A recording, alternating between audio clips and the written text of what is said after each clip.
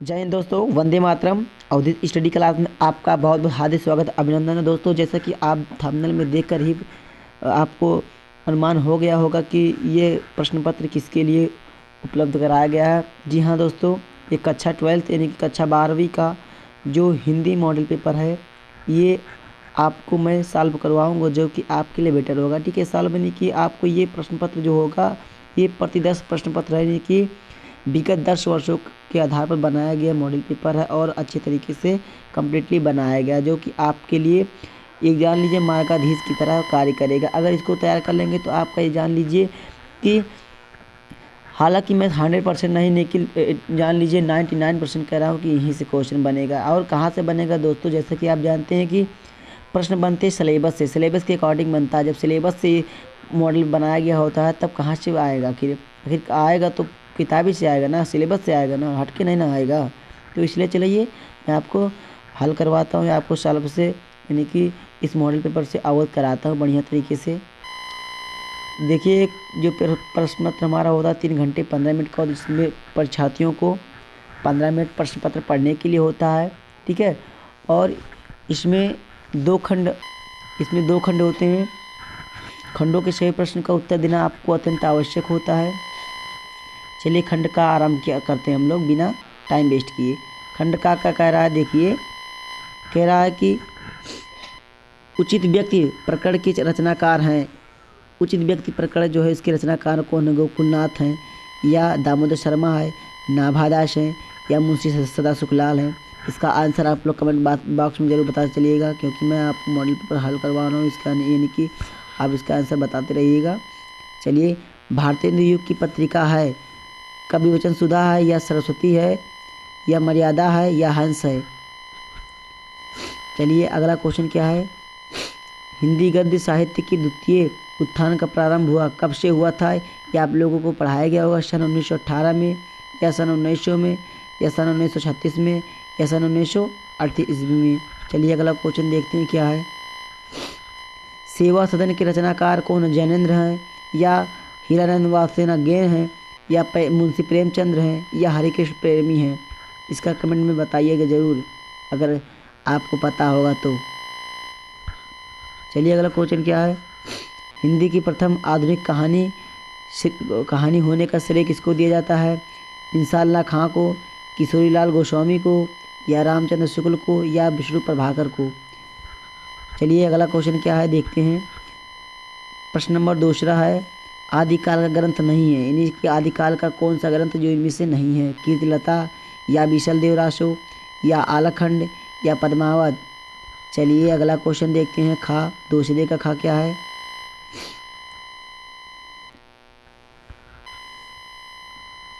अष्टछाप की कवियों का संबंध भक्तिकाल की राम भक्त शाखा से है, या ज्ञान सरई शाखा से, या प्रेमाशयी शाखा से, या कृष्ण भक्त शाखा से है। चलिए अगला क्वेश्चन देखते हैं। श्रृंगार और वात्सल्य रस के अमर कवि कौन हैं? केशवदास हैं, या कबीरदास हैं, या सूरदास हैं, या कविवर बिहारी हैं। अगर ये आप अच्छे तरीके से पढ़े होंगे तो कमेंट में ज़रूर बताइएगा इसका आंसर क्या होगा, इसका आंसर क्या होगा। ठीक है, चलिए। चाँद का मुँह टेढ़ा रचना किस विधा की है? ऑप्शन है ए काव्य, ऑप्शन बी है उपन्यास, ऑप्शन सी है निबंध, या ऑप्शन डी कहानी। यानी कि ऐसा चाँद का मुँह टेढ़ा किस रचना की विधा है? ठीक है, चलिए अगला क्वेश्चन देखते हैं। अंगा वाला क्या है? कबीरवाड़ी के डिक्टेटर का डिक्टेटर है कथन किसका है? कि आचार्य हजारी प्रसाद द्विवेदी का है, या जयशंकर प्रसाद का है, या रामचंद्र शुक्ल का, या नंदुलारे वाजपेयी का है। चलिए अगला क्वेश्चन क्या है। कह रहा कि प्रश्न नंबर तीसरा, निम्नलिखित गद्यांश का संदर्भ देते हुए किसी एक के नीचे दिए गए प्रश्नों का उत्तर दीजिए। और ये प्रश्न दोस्तों 2+2+2+2+2 यानी कि 2 5 6 10 नंबर का क्वेश्चन ये होने वाला है आपके समक्ष। ठीक है, जो कि आपके लिए बेटर होगा। ठीक है, ये गद्यांश होता है, गद्यांशों को पढ़कर उसके नीचे दिए गए प्रश्नों का उत्तर आपको सटीक और अच्छे तरीके से देना होता है। ठीक है, तो पहला क्वेश्चन हमारा इसमें क्या पूछ रहा है प्रस्तुत गद्यांश के पाठ एवं लेखक का नाम लिखिए। ठीक है, गद्यांश क्या, पहले उसको अच्छे तरीके से पढ़ लेना। जंगल में जिस प्रकार अनेक लता वृक्ष और वनस्पति अपने अदम्य भाव से उठते हुए पारस्परिक सम्मेलन से अविरोधी स्थिति प्राप्त करते हैं, उसी प्रकार राष्ट्रीय जन अपनी संस्कृतियों के द्वारा एक दूसरे के साथ मिलकर राष्ट्र में रहते हैं। जिस प्रकार जल के अनेक प्रवाह नदियों के रूप में मिलकर समुद्र में एक रूपता प्राप्त करते हैं, उसी प्रकार राष्ट्रीय जीवन की अनेक विधियां राष्ट्रीय संस्कृति में समन्वय प्राप्त करते हैं। समन्वय युक्त जीवन राष्ट्र का सुखदायी रूप है। देखिए, मैं आपको बता दूंगा कि अगर आप हर पाठ के पीछे गद्यांश दिया रहता है, अगर उस गद्यांशों को आप रेगुलर हल करते रहेंगे तो आप किसी भी पाठ का अगर गद्यांश आएगा तो आप पूर्णतः उसको पहचान जाएंगे कि ये किस पाठ का है। ठीक है, और जब ये पहचान जाएगा तो आपको सभी प्रश्नों का हल करना अत्यंत विज्ञान सरल हो जाएगा। चलिए, प्रस्तुत गद्यांश के पाठ एवं लेखक का नाम बताइए। ठीक है, और इसके रेखांकित अंश की व्याख्या कीजिए। रेखांकित अंश का व्याख्या का मतलब क्या, जो वही लिखा है उसी को बढ़ा चढ़ा के उसको आपको लिख देना है बस, और कुछ करना नहीं है। ठीक है, और कह रहा है प्रस्तुत अनुच्छेद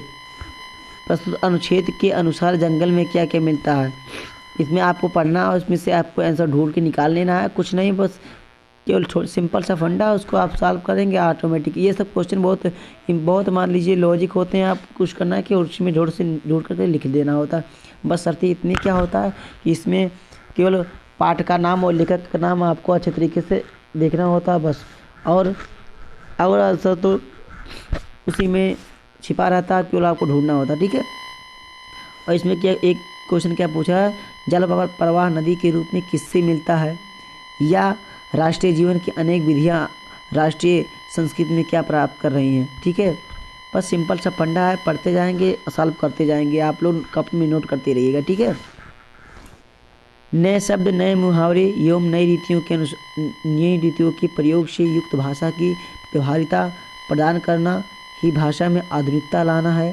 दूसरे शब्दों में, केवल आधुनिक युगीन विचारधारा के अनुरूप नए शब्दों के गढ़ने मात्र से ही भाषा का विकास नहीं होता है, वरन नए परिभाषित शब्दों को एवं नूतन शैली प्रणालियों को व्यवहार में लाना ही भाषा को आधुनिकता प्रदान करना है। ठीक है, देखिए, आपको रेखांकित अंश की केवल व्याख्या की, यानी कि जो आपका ये अंडरलाइन किया हुआ यहाँ से लेकर के यहाँ तक, यही इसी का केवल आपको आंसर देना है, ना कि पूरे की मतलब व्याख्या करना, आपको पूरे के बारे में नहीं ना बताना है। हाँ, केवल क्वेश्चन आंसर जो नीचे दिए गए हैं, ये तीसरा से लेकर के चौथा तक, पाँचवा तक, इसका आंसर आपको देना है इसी पूरे में से ढूंढ के। लेकिन रेखांकित अंश की जो व्याख्या, रेखांकित मतलब रेखा के नीचे अंकित, यानी कि रेखा के जो ऊपर अंकित है उसकी व्याख्या केवल करना है। ठीक है, प्रस्तुत गद्यांश के पाठ एवं लेखक का नाम पहले लिखना होगा। ठीक है, उसके बाद क्या करना होगा, रेखांकित अंश की व्याख्या हमने बताया भी करना होगा। ठीक है, उसके बाद किन किन प्रयोगों से भाषा आधुनिक बनती है। ठीक है, ऊपर पूरा अच्छे तरीके से पढ़ लेंगे तो कम्प्लीटली आ जाएगा। ठीक है, कोई लॉजिक नहीं है। ठीक है, चलिए, मैं अगर सभी का सॉल्व करवाऊंगा तो बहुत टाइम हो जाएगा, वीडियो लंबा हो जाएगा। ठीक है, चलिए, भाषा का विकास कब नहीं होता। ठीक है, यह क्वेश्चन है, देखिए, नए शब्द गढ़ने मात्र का तात्पर्य स्पष्ट कीजिए। ठीक है, चलिए अगला क्वेश्चन, चौथा क्वेश्चन क्या, पहले अब गद्यांश से आ गया, अब ये क्वेश्चन आएगा पद्यांश से। ठीक है, या पद्यांश का या काव्य संकलन का है। ठीक है, अगर आपको काव्य संकलन का संदर्भ लिखने के लिए कह दिया जाए तो ऐसे लिखेंगे, प्रस्तुत पद्यांश हमारी पाठ्य पुस्तक हिंदी के काव्य संकलन में संकलित फला नामक पाठ से या शीर्षक से उद्धृत है। इसके लेखक कहेगा या कवि फला है फला। ठीक है, ऐसे मान लीजिए आपको लिख देना है। ठीक है, चलिए, पद्यांश पर आधारित निम्नलिखित प्रश्नों के उत्तर लिखिए। नील परिधान बीच सुकुमार, खुल रहा मृदुल अधखुला अंग, खिला हो ज्यों बिजली का फूल, मेघवन बीच गुलाबी रंग, ओह वह मुख पश्चिम के व्योम बीच जब घिरते हो घनश्याम, और रवि मंडल उसको भेद दिखाई देता हो छविधाम। ये तो लगता है हमारा वो क्या बोलते हैं, मनु, श्रद्धा और मनु वाले पाठ से लिया गया। ठीक है, लेकिन हालांकि आपको बढ़िया से देख लेना। ठीक है, प्रस्तुत पद्यांश की पाठ एवं कवि का नाम लिखिए। ठीक है, रेखांकित अंश की व्याख्या कीजिए। ठीक है, मेघवन बीच गुलाबी रंग में कौन सा अलंकार है, मेघवन बीच गुलाबी रंग में कौन सा अलंकार है, अगर अलंकार आपको कंप्लीट होगा तो बढ़िया से आप कर पाएंगे। ठीक है, अगर अलंकार से संबंधित या रस छंद अलंकार संबंधित ट्रिक और लॉजिक वाला वीडियो चाहिए होता है आपको अगर, तो कमेंट में बता दीजिएगा, मैं आपको आपके लिए एक सिंपल सा फंडा बना के प्रोवाइड कर दूंगा। ठीक है, नीले वस्त्र में लिपटी नायिका की छवि कैसी दिख रही है, या परिधान और मृदुल शब्द का अर्थ बताइए। परिधान का अर्थ क्या होता है, परिधान का अर्थ यहाँ पर क्या होगा, मृदुल का शब्द का अर्थ यहाँ पर क्या होगा, तो आपको बता देना है। ठीक है, वैसे तो परिधान मतलब वस्त्र कपड़ा होता है। ठीक है, मृदुल माने मीठा होता है, सवाड़ी होता है। ठीक है, लेकिन इस पार्ट में क्या, इस पार्ट से मतलब इस पार्ट में आपको इसका अर्थ क्या बताना वो लिखना है। वैसे परिधान का मतलब होता है वस्त्र ही हो रहा। ठीक है, अथवा इस धारा सा ही जग का क्रम शाश्वत, इस जीवन का उद्गम शाश्वत है, गति शाश्वत संगम, इसका आपको लिखना है। ठीक है, यह शाश्वत नभ का नीला विकास, शाश्वत शशि का यह रजत हास, शाश्वत लघु लहरों का विलास, हे जल जीवन के कर्णधार, चिर जन्म मरण के आर पार, शाश्वत जीवन नौका विहार। ठीक है, मैं भूल गया अस्तित्व ज्ञान जीवन का, यह शाश्वत प्रमाण करना करता मुझको अमृत दान। ठीक है, इसका आपको क्या करना है, रेखांकित अंश की पहले व्याख्या, रेखांकित पद्यांश की व्याख्या करना होगा पहले नंबर आपको, यानी कि या फिर कहेगा अगर कवि का नाम या पाठ का नाम लिखने के लिए तो संदर्भ उसका बोलते हैं, संदर्भ लिख देना, या पाठ और शीर्षक का नाम शीर्षक और कवि के लेखक का नाम लिख देना, या कवि का अगर पद्यांश रहेगा कवि का नाम लिखना होगा। ठीक है, वो लिख दीजिएगा। और रेखांकित अंश की व्याख्या तो हर हाल में करना है आपको। ठीक है, कह रहा कि नाव की गति को देखकर कवि के मन में कैसे विचार आ रहे हैं, कैसे विचार आएंगे वो आपको पढ़ने के बाद ही स्पष्ट होगा। कवि के अनुसार जीवन में क्या शाश्वत है वो आपको उसकी व्याख्या करने के तत्पश्चात ही प्राप्त होगा। इस धारा सजग का क्रम में कौन सा अलंकार है, ये आपको अच्छे तरीके से प्रोवाइड करना है उसमें। ठीक है, प्रश्न नंबर 5वां, क्या निम्नलिखित में से किसी एक लेखक का जीवन परिचय देते हुए उनकी कृतियों का उल्लेख कीजिए। वासुदेव अग्रवाल, या पंडित दीनदयाल उपाध्याय, या प्रोफेसर जी सुंदर रेड्डी। ये मान लीजिए इन दोनों में से आपका, हम इन दोनों को तैयार कर लेते हैं तो आपका जान ले 3 2 यानी कि 3 + 2 यानी कि बराबर 5, यानी कि आपको 80 शब्द में लिखना है। ठीक है, उनके लेखक का जीवन परिचय देते हुए उनकी कृतियों का नाम लिखना है। ठीक है, यानी कि 3 नंबर का इसके जीवन के बारे में लिखना है और मिला जुला के और 2 नंबर कृति। ठीक है, इनकी कृतियों के बारे में ज़्यादा नहीं लिखना है, केवल मान लीजिए 1 पेज बहुत हो गया, 1 पेज में लिख देना है और 1 पेज में उनके जीवन परिचय वगैरह सब कुछ। ठीक है, और कम से कम 100 वर्ड से 80 शब्द कह रहा तो 80 शब्द लगभग हो। ठीक है, शब्द सीमा हो। ठीक है, यानी कि 80 शब्द से ज़्यादा भी ना हो कम भी ना हो, यानी कि 80 शब्द लगभग में लिख देना है, कोई गिनने उतना नहीं जाता है। ठीक है, चलिए अगला क्वेश्चन क्या है, अगला क्वेश्चन है निम्नलिखित में से किसी एक कवि का जीवन परिचय देते हुए उनकी कृतियों का उल्लेख कीजिए। वहाँ लेखक था, यहाँ कवि है जयशंकर प्रसाद, रामधारी सिंह दिनकर, सूर्यकांत त्रिपाठी निराला, हरि अयोध्या सिंह उपाध्याय हरिओद। ये जान लीजिए कि ये जो जयशंकर प्रसाद हैं और अयोध्या सिंह उपाध्याय हरिओद हैं, और ये मान लीजिए अगर किसी का भी नहीं याद करते हैं, ठीक है, किसी का भी तैयार नहीं करते हैं तो जयशंकर प्रसाद का तैयार कर लेंगे 100%। हमेशा मान लीजिए 2019 से देखते आ रहा हूँ, लगातार ही पूछ रहा है, ये लगातार जयशंकर प्रसाद को दे रहा और देगा भी। चलिए मान लीजिए लीक मॉडल पेपर है, जान लीजिए, मैं आपको एकदम खुल के नहीं बता रहा हूँ, लेकिन लीक मॉडल पेपर है जान लीजिए, क्योंकि ये हर जान लीजिए आपकी अगर एग्ज़ाम देने के बाद आकर के देख लीजिएगा फिर बोलिएगा कि ये क्वेश्चन नहीं आया था।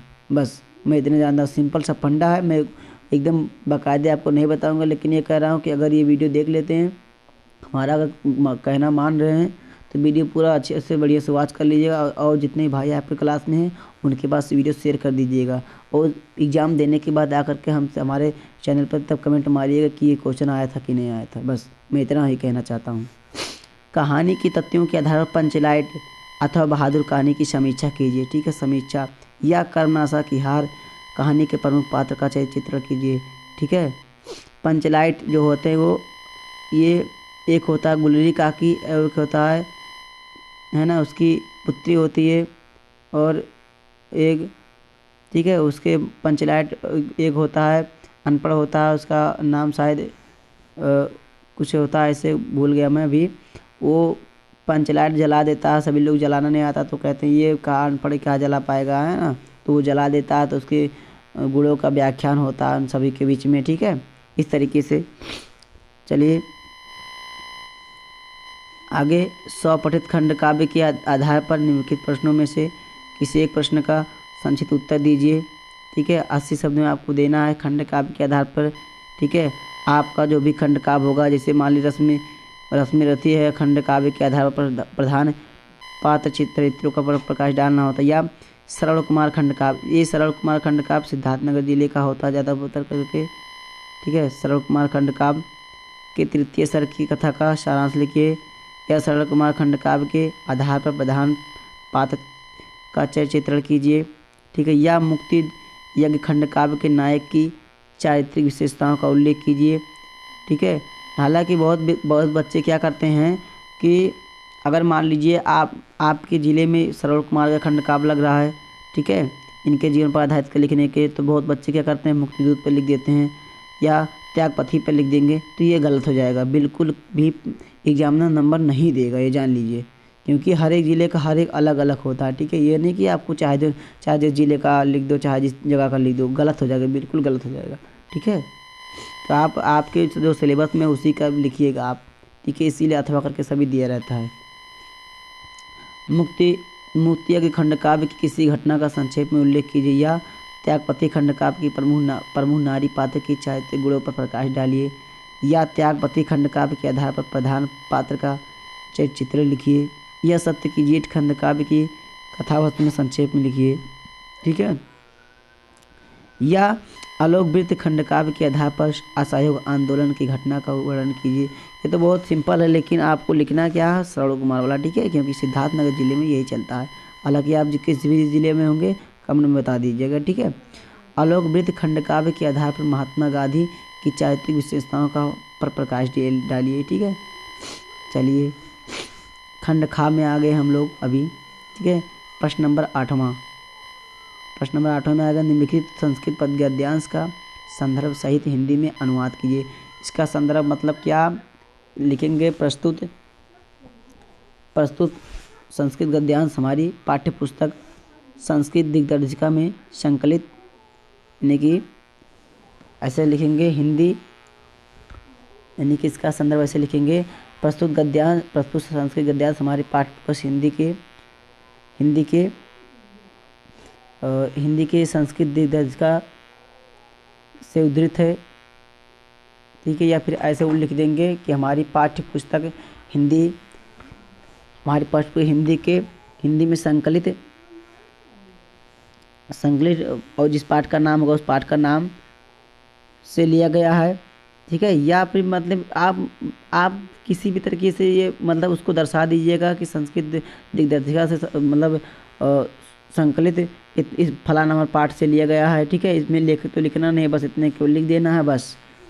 युवका मालवीय स्वैकियन प्रभाव पूर्वभाषणेन जनानां मानसि अमोहयत अतः अस्य सुविधा पंडितवद्भिः पारस्य देशश्रेष्ठानां सेवा कर्तुं प्रेरितवान्।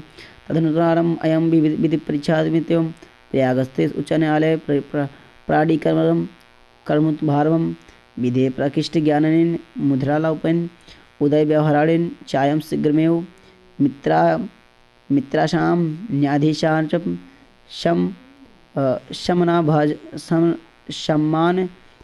सम्मान भाज नम मभवत, ठीक है। इसका आपको या तो लिख देना है और इसका अनुवाद भी लिखना है आपको। चलिए आगे देखते हैं। या अतीत प्रथम कल्पे चतुष्पदा सिंह राजा नाम को कुछ दिनों के बाद सिंह राजा होता है। मत्स्य आनंद मत्स्य शकुनया सुवर्ण हंसम तस्य पुनः सुवर्ण राज हंसम दुहिता, उसकी पुत्री होती है दुहिता, यानी कि हंसपोतिका होती है, अति रूपवती बहुत सुंदरवती होती है, ठीक है। आशित सा तस्य वर्मदात, उसको वो एक अपने इच्छा अनुसार वर चुनने के लिए कहा जाता है। इस प्रकार से इसका लिखेंगे। आत्मचिंतन स्वामिना वीडियात इति हंस राजा तस्य वर दत्त्वा हिमवती संकुज निसंगे सन्निपतत नाना प्रकार हंसमयराधा शकुनिगला सगमनगत्य वैकस्मिन् महाषाढतले सन्निपतत हंस राजा मतमन चित्रोरम स्वामिकम अगत्य वीडात इति दुहितारमदिश्य शासकुनि संगे अवलोकयन्ति मणिग्रीव चित्र परिसर मयूरादिष्टवायम में स्वामी को नवो तो इत्याभाषतम। ठीक है, इस प्रकार से आपका एक लिख देना है। इसका संदर्भ प्रश्न तो नहीं, मतलब संदर्भ और इसका हिंदी अनुवाद लिख देना है आपको। अगला क्वेश्चन का निम्नलिखित श्लोकों का हिंदी में संदर्भ सहित अनुवाद कीजिए। ये 2 + 5 नेकी बराबर 7 नंबर का, यानी कि इसका जो संदर्भ होगा 2 नंबर का और इसका जो हिंदी अनुवाद होगा 5 नंबर का। ये बहुत इंपॉर्टेंट है। ठीक है, कह रहा भाषा सु मुख्या मधुरा दिव्या गिरवाड़ भारती तस्या ही मधुरम काव्य तस्मादपि सुभाषितम। अथवा क्या लिखना है, ज्ञाने मौन क्षमा स्वाक्तो त्यागे श्लाघ विपर्य गुणान बंधित्वा तस्य प्रसवाविवम।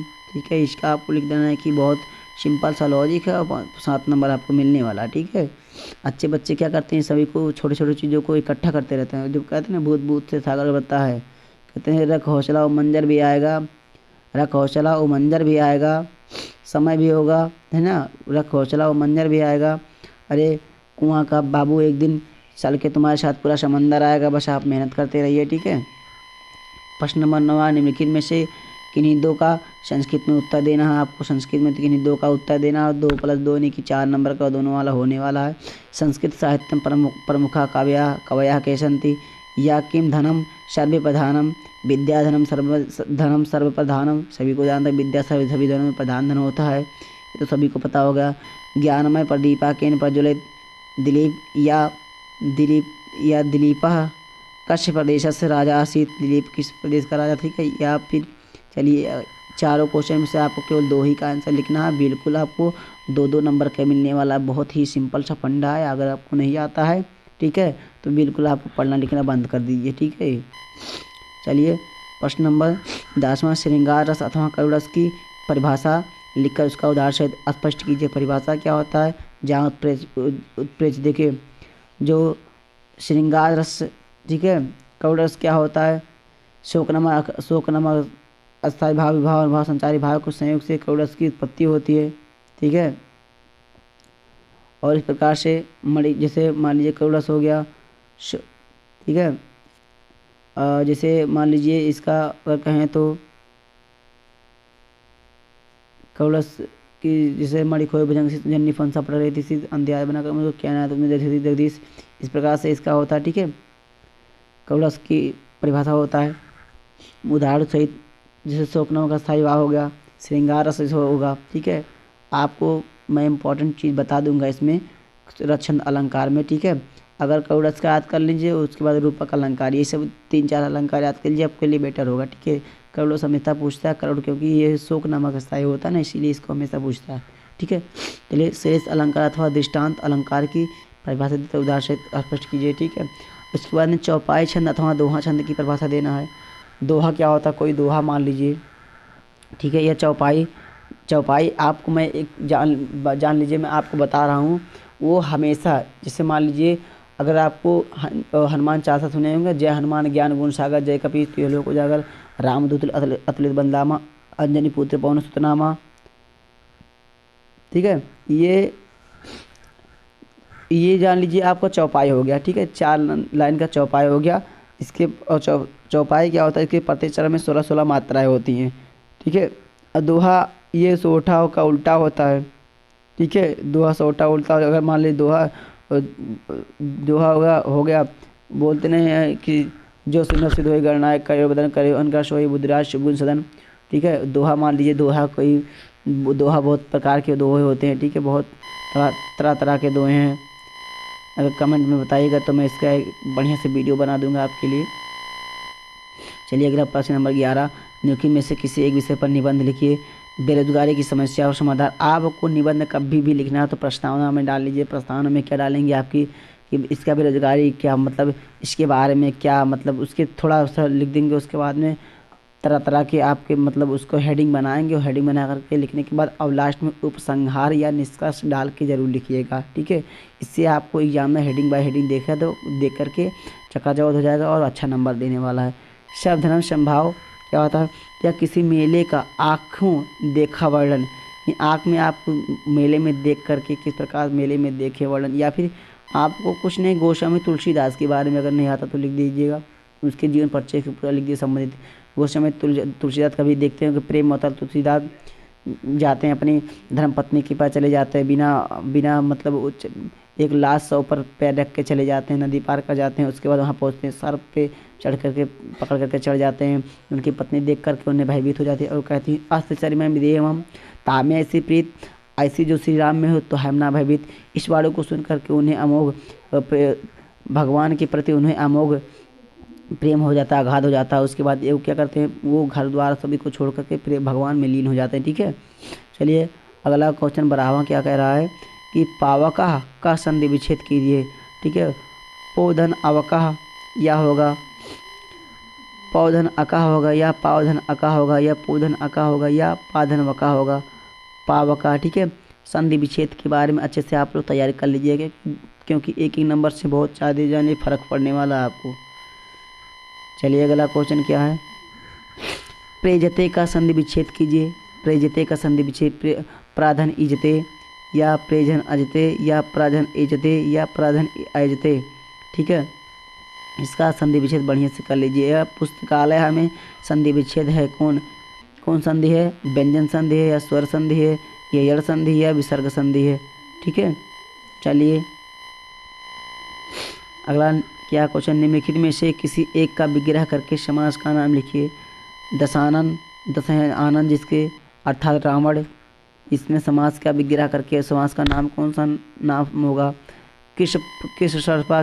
ठीक है, या प्रत्येकम प्रतिधन एकम। ठीक है, क्या होगा।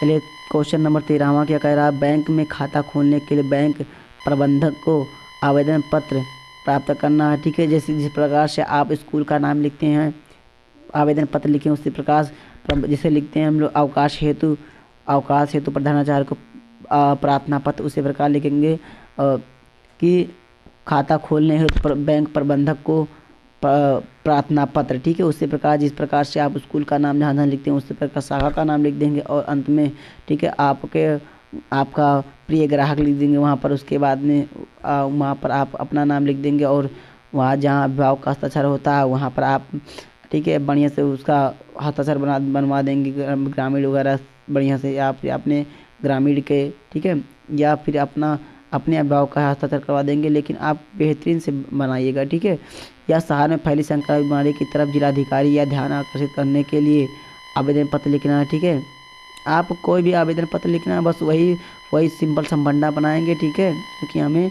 क्या करना है, हमें अच्छे नंबर लाना, ना कि हमें है ना बढ़िया से, तो उसी वही फंडा बनाएंगे और अच्छे से कंप्लीटली निकाल लेंगे। ठीक है, निम्नलिखित में से 14वां क्वेश्चन क्या कर रहा है, निम्नलिखित में से किसी एक शब्द से धातु एवं प्रत्यय का योग कीजिए, स्पष्ट कीजिए। कृत धातु या गता धातु या दत्वा धातु का क्या करना है कि प्रत्यय योग बना लिखना है। ठीक है, बढ़िया से 1 नंबर का है आपको। अगला क्वेश्चन, निम्नलिखित में से किसी एक शब्द का प्रत्यय लिखिए। प्रत्यय वो होता है जो पीछे जुड़ता है। ठीक है, और रूपोति और वो उपसर्ग क्या होता है जो आगे जुड़ता है। तो आप इसका यानी कि प्रत्यय अगर मान लीजिए प्रभुता का प्रत्यय लिखना तो समप्रभुता कर देंगे आगे। ठीक है, समप्रभुता प्रत्यय के रूप में हो जाएगा, समप्रभुता हो गया, एक तरह के समप्रभुता हो गया, ये हो गया प्रत्यय। ठीक है, अब अगला क्वेश्चन क्या है, रेखांकित पदों में से किसी एक पद में प्रयुक्त विभक्ति तथा संबंधित नियम का उल्लेख कीजिए। ठीक है, अच्छा, पुत्रेण सा पहला आवाला, बा है ग्रामम अभिता वृक्षा संति, सा है कृष्णाय नमः। ठीक है, और इस प्रकार से आपका मॉडल पेपर सॉल्व होता है। और अगर वीडियो अच्छा लगा हो तो लाइक कमेंट और सब्सक्राइब कर लीजिए, जिससे हमारे चैनल के थ्रू पहुंचने वाले सभी नोटिफिकेशन आप तक पहुंचते रहें। और अगर आप हमारे चैनल से जुड़े रहेंगे तो मैं और अच्छे से वीडियो आपके लिए प्रोवाइड करूंगा, जो कि आपके लिए सदैव यूजफुल होता रहा है और होगा भी। ठीक है, और आगे मैं महामैराथन क्लास चलाऊंगा जो कि आपके लिए बेटर होगा। ठीक है, चलिए फिर मिलते हैं अगले वीडियो के साथ। जय हिंद।